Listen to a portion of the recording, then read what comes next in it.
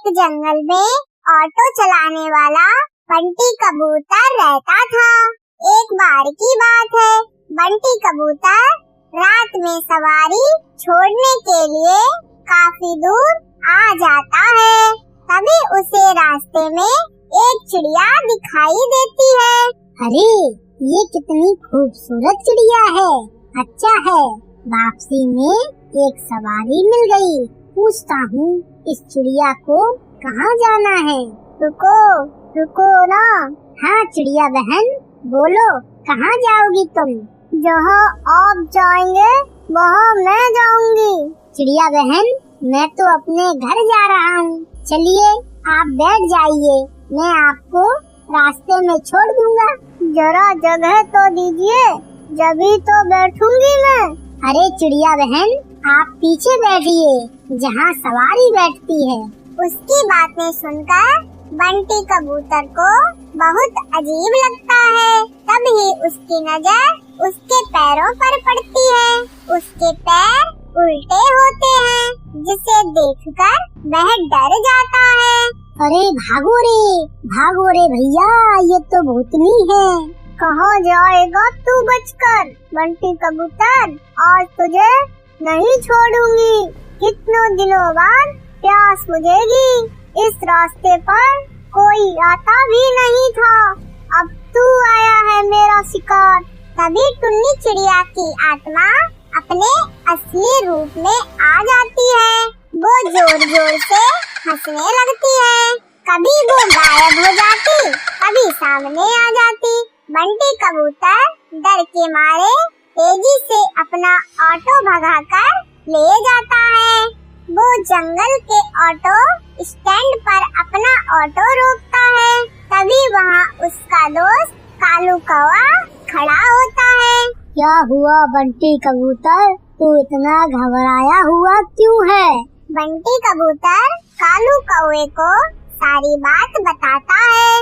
अरे पागल, इतना सुनहरा मौका हाथ से निकाल दिया तूने। उस चिड़िया की आत्मा का एक पंख तोड़ लेता, वो तेरी गुलाम बन जाती। अरे भाई माफ करना मुझे, मेरी जान बच गई, वही काफी है मेरे लिए। यह कहकर बंटी कबूतर वहाँ से चला जाता है।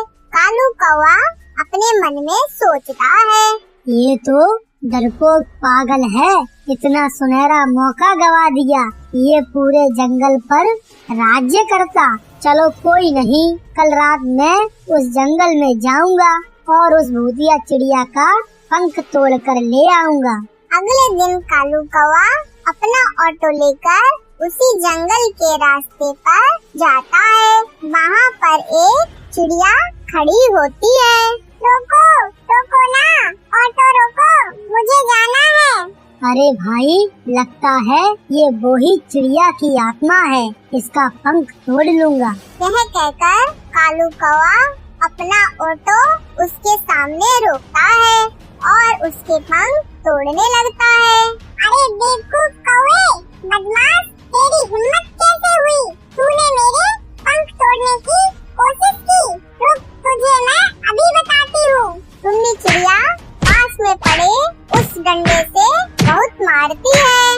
अरे बहन, मुझे माफ कर दो, मुझे लगा तुम एक चिड़िया की आत्मा हो। अरे बदतमीज, तुझे मैं कहाँ से आत्मा नजर आ रही हूँ?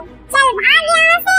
टुन्नी यह कहकर वहाँ से चली जाती है, पर टोनी चिड़िया की आत्मा पेड़ के पीछे खड़े होकर ये सब देख रही होती है। अगले दिन कालू कौवा फिर से अपना ऑटो लेकर वहाँ पर आता है। भाई, आज तो पहले मैं उसके पैर देखूंगा, तभी उसके पंख तोड़ूंगा, वरना कल की तरह पिटाई हो जाएगी। अब फिर से वहाँ पर पहले की तरह एक चिड़िया खड़ी होती है। रोको ना, ऑटो रोको, मुझे जाना है। कालू कौवा उसके पैर देखता है, उसके पैर उल्टे होते हैं। जैसे ही कालू कौवा उसके पंख तोड़ने वाला होता है, तभी टोनी चिड़िया की आत्मा अपने असली रूप में आ जाती है। उसे बहुत डरावनी आवाज आवाजें सुनाई देती हैं। कालू कौवे मेरे पंख तोड़ेगा, ये लो तोड़ के दिखा। टोनी चिड़िया की आत्मा कभी उसके सामने आ जाती, कभी उसके पीछे। वो उसे बहुत मारती है। मुझे माफ कर दो चिड़िया की आत्मा, मैं आगे से कभी भी ऐसा नहीं करूँगा। मुझे जाने दो, मुझे मत मारो। क्यों छोड़ दूं तुझे? तू मन चले बदमाश। पक्षियों को मारना ही तो मेरा लक्ष्य है। तुम जैसे लालची पक्षियों को जीने का कोई हक नहीं। तभी वहाँ पर बंटी कबूतर ऑटो में अपनी सवारी बिठाकर वहाँ से गुजर रहा होता है। अरे चिड़िया की आत्मा, छोड़ दो उसे, मैं तुमसे विनती करता हूँ। नहीं, मैं इसे नहीं छोड़ सकती। तुम जानते हो, एक बार ऐसे ही मैं इस जंगल से ऑटो में जा रही थी।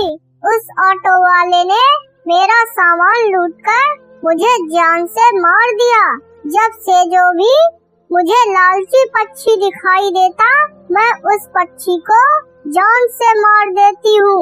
तभी सुंदरी कौवी बोलती है, अरे चिड़िया, तुम सही कह रही हो। तुम्हारे साथ गलत हुआ है, लेकिन तुम भी सही नहीं कर रही हो। ना जाने कितने पक्षियों को तुम मार रही हो। वो सब उसे बहुत समझाते हैं। वो कालू कौवे को छोड़ देती है। मुझे माफ कर दो, तुम सब सही कह रही हो। मैंने अपना इंतकाम पूरा करने के लिए न जाने कितने पक्षियों के परिवार को तोड़ा है, पर अब नहीं। इस दुनिया में तुम नेक दिल पक्षी भी होते हैं। यह कहकर वह वहाँ से चली जाती है। एक जंगल में एक आम का पेड़ था। उस जंगल के पास ही एक छोटी सी टुन्नी चिड़िया रहती थी। उस जंगल में जाकर उस आम के पेड़ के साथ खेलती रहती थी। वो उस पेड़ पर चढ़ती, आम खाती और बाद में आराम से उस पेड़ के नीचे सो जाती। टुन्नी को पेड़ के साथ खेलना बहुत अच्छा लगता था और उस पेड़ को भी टुन्नी के साथ खेलने में बहुत खुशी होती थी। अब टुन्नी रोज उस पेड़ के साथ नहीं खेलने लगी। एक दिन की बात है, टुन्नी चलते चलते उस पेड़ के पास गई। वह बहुत दुखी था। चलो टुन्नी बेटा, मेरे साथ खेलो। मैं अब बच्ची नहीं रही जो तुम्हारे साथ खेलूं। अब मैं पेड़ के साथ नहीं खेलती।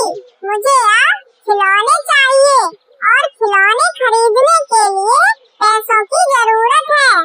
माफ करो बेटा, पर मेरे पास पैसे नहीं है, परंतु तुम आम तोड़ सकती हो और उसे बाजार में बेचकर पैसे कमा सकती हो।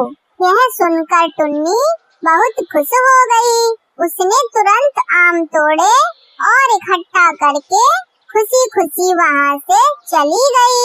लेकिन बहुत दिनों तक टुन्नी वापस उस आम के पेड़ के पास नहीं आई।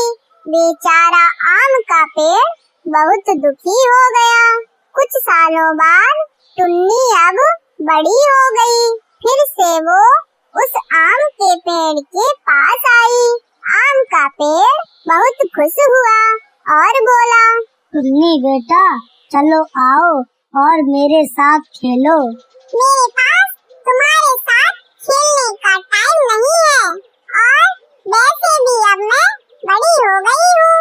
मुझे अब मेरे परिवार के लिए काम करना है। हमें एक घर चाहिए। क्या तुम मेरी मदद कर सकते हो? मुझे माफ कर दो बेटा, पर मेरे पास तुमको देने के लिए घर नहीं है, परंतु तुम मेरी शाखाएं तोड़कर अपना घर बना सकती हो। ऐसा सुनते ही टुन्नी ने आम के पेड़ की सभी शाखाएं तोड़ ली और उन्हें साथ में लेकर वहाँ से खुशी खुशी लेकर चली गई। शाखाएं टूटने के बावजूद भी आम का पेड़ खुश था, परंतु टुन्नी उसके बाद नहीं आई और पेड़ बेचारा बहुत दुखी हुआ। टुन्नी कुछ सालों बाद गर्मियों के दिन में फिर से उस पेड़ के पास आई, लेकिन पेड़ बहुत खुश हुआ। आओ बेटा, चलो मेरे साथ खेलो। नहीं नहीं, अब मैं बूढ़ी हो गई हूँ।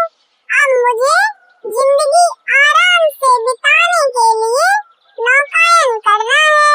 क्या तुम मुझे वोट दे सकते हो?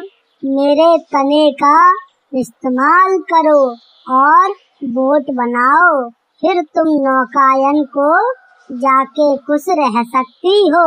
फिर क्या टुन्नी ने उस पेड़ का तना भी काट लिया और उससे एक बोट बनाई और नौकायन को चली गई। फिर बहुत सालों तक वहाँ वापस नहीं आई। ऐसे ही कुछ साल बीत गए। आखिर एक दिन टुन्नी वापस आई। टुन्नी को देखकर पेड़ बोला, मुझे माफ कर दो बेटा, परंतु तुम्हें देने के लिए अब मेरे पास कुछ नहीं बचा है। आम तो कभी के खत्म हो गए। कोई बात नहीं, अब मेरे दांत भी तो नहीं है आम खाने के लिए। ये सुनकर तभी पेड़ ने जवाब दिया, तुम्हें खेलने के लिए अब शाखाएं भी नहीं हैं।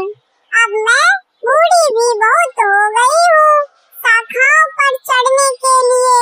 मेरे पास सचमुच कुछ नहीं बचा है तुम्हें देने के लिए, बस ये मरने वाली जड़ी है मेरे पास।